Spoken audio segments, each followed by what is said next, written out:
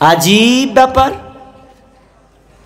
এবার আল্লাহ সুবহানাহু ওয়া তাআলা বলছেন, যদি তোমরা সন্তানকে ভালো করতে চাও, যদি তোমাদের সন্তানদেরকে জান্নাতি মুখী করতে চাও, এই ব্যাপারে বিশ্ব নবীর হাদিসে আমি একত্রিত করে কয়েকটি টিপস আপনাদের দেওয়ার চেষ্টা করব।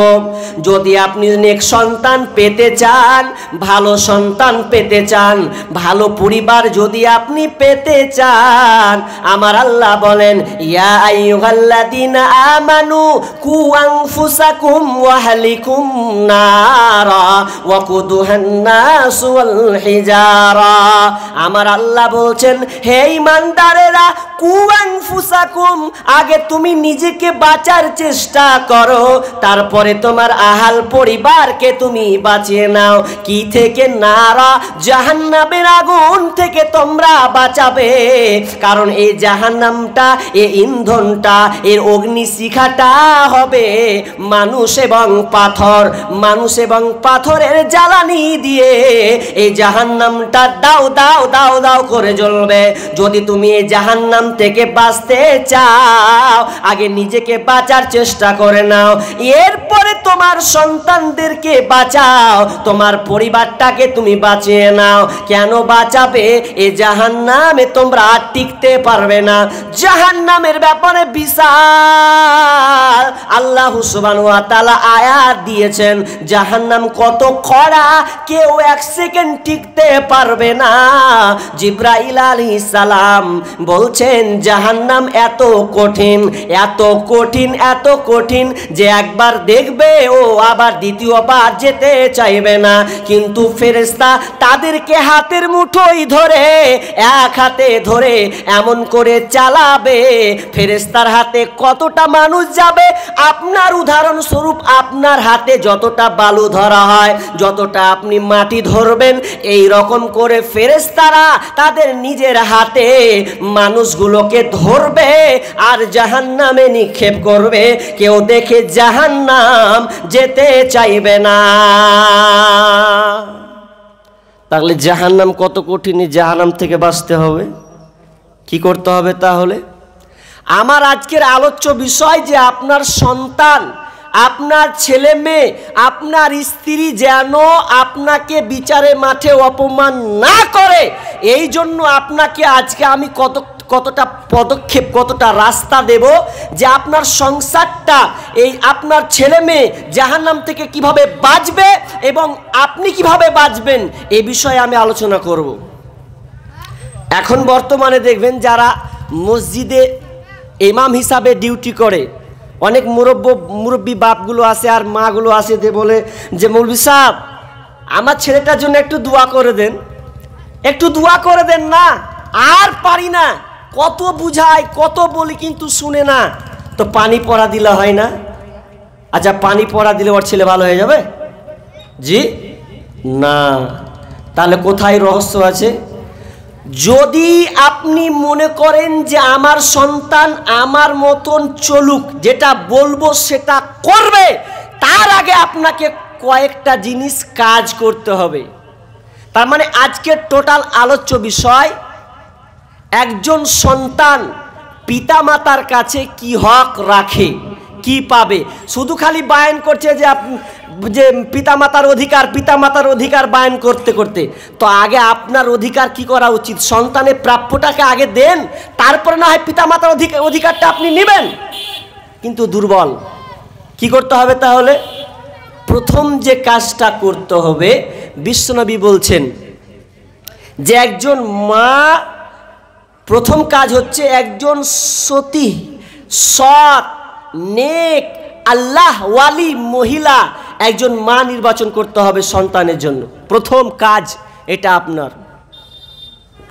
প্রথম কাজ হচ্ছে যে আপনি একজন সৎ মা নির্বাচন করবেন। কিন্তু আমরা কি নির্বাচন করি? বউ দেখতে সুন্দরী, নাকটা কত খাড়ো,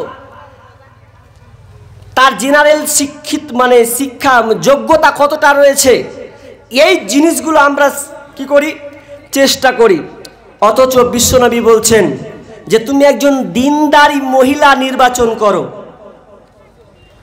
দিনদারি মহিলা নির্বাচন করো, কারণ দিনদারি মহিলা পাওয়ার হক রাখে একজন সন্তান। কিন্তু আমরা দিনদারি মহিলা খুঁজি না, কি খুঁজি? বউ খোঁজার চেষ্টা করি যে বউটা দেখতে কত সুন্দর। অথচ বিশ্বনবী বলছেন তুনকাহুল মারআতু লিআরবাঈন, পুরুষের গতি হলো পুরুষ দেখে চারটা জিনিস। অনেকে হাদিসটা পড়তে গিয়ে অপব্যাখ্যা করে। এখানে বিশ্বনবী বলছেন না তোমরা চারটা জিনিস দেখো, বরং এখানে বলা হয়েছে যে বিবাহ করে ও চারটা জিনিস দেখে, ওর গতি হচ্ছে চারটা জিনিস দেখা। সেটা হচ্ছে লিমালিহা ওয়ালি হাসাবিহা ওয়ালি উজামালিহা ওয়ালি দিনিহা। এই চারটা জিনিস পুরুষরা দেখার চেষ্টা করে, কিন্তু বিশ্বনবী বলছেন তোমরা কি দেখবে? দিনটাকে প্রাধান্য দেবে। কার বংশ কতটা এটা দেখি, যদি কম থাকে অসুবিধা নাই, যদি ওর সৌন্দর্য কম থাকে অসুবিধা নাই, তার বংশটা কেমন আছে এটাও দেখার দরকার নাই। তবে যদি এই তিনটা কমজোরি হয়ে যায়, কিন্তু একটা জিনিস যদি ঠিক থাকে, তার দিনদারিতা যদি থাকে, এই দিনদারি মহিলাকে তুমি প্রাধান্য দেবে, প্রাধান্য দেবে। আর যদি এটা প্রাধান্য দাও, তাহলে তোমার আমার সংসারটা সুখী হবে। আজকালকার মেয়ে দেখতে যাচ্ছে 4 জন 5 জন করে নিয়েছে। আপনাদের দিকে মেয়েকে এখন জানি না, আমাদের মুর্শিদাবাদে মেয়ে দেখে কে কে যাবে, যে বিয়ে করবে ও কিন্তু যাবে না, ওর বন্ধুকে পাঠাবে, ওর নিজের বাপ যাবে, আর কোথাকার ওর শালা যাবে, দিয়ে গিয়ে মেয়েটাকে চয়ন করবে। যার দরকার সে কিন্তু নাই, ও বাড়িতে ঘুমিয়ে আছে। ওরা বিশ্বনবী 1 নম্বরে বললেন, হে পৃথিবীর মানুষ, যে তুমি বিবাহ করবে একজন মা চয়ন করো সন্তানের জন্যে। সন্তানের প্রথম অধিকার একজন সুন্দর মা নির্বাচন, কারণ বউ পাল্টা যায়, মা পাল্টানো যায় না। বউ পাল্টা যাবে, কিন্তু ওই সন্তানের জন্য মা পাল্টানো যাবে না। কেন পাল্টা যাবে না? যেই মায়ের গর্ভ থেকে সন্তান পৃথিবীতে আসবে, ওই মাটা যেমনই হোক না কেন, ওই সন্তানের মা তো মাই থাকবে, এ মা কোনোদিন মাইনাস হবে না। এই জন্য প্রথম দায়িত্ব হচ্ছে সুন্দর মা নির্বাচন করা। করি না? আগেকার জামানায় দেখেছি, মেয়ে দেখেছে, আগে জিজ্ঞাসা করেছে, হ্যাঁ গো বোন বলো তো কোরআন পড়তে জানো? কোরআন পড়তে জানো? হ্যাঁ জানি। সূরা ফাতিহা বলো?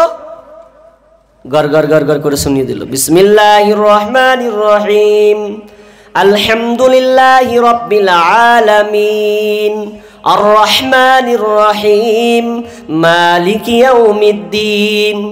এইভাবে করতে করতে সম্পূর্ণ সূরা ফাতিহাটা শুনিয়ে দিল। শুনিয়ে দেওয়ার পর এরপরে বিয়েটা ঠিকঠাক করা হলো। এরপরে তাকে বিয়ে করে একজন মা হিসাবে তাকে প্রাধান্য দেওয়া হয়েছে।